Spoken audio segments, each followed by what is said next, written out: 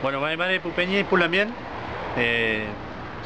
Lonco Luis Pela Jeffy Viñén, de San Juan de la Costa, Territorio Sur.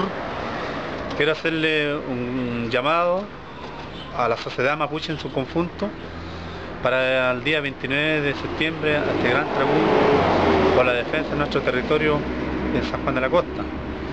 Igual quiero hacer un llamado a toda la gente del pueblo mapuche, dirigentes.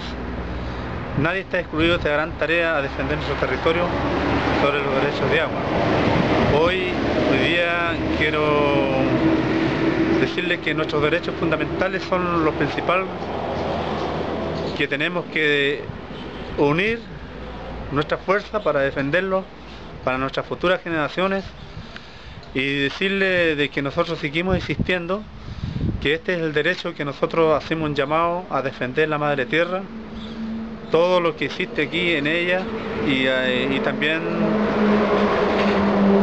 quiero decirles de que a nuestros dirigentes, a nuestros peñas, a nuestras familias, de que esto siempre debe estar la responsabilidad de cada uno de nosotros a la gran movilización para reivindicar nuestros derechos territoriales y culturales.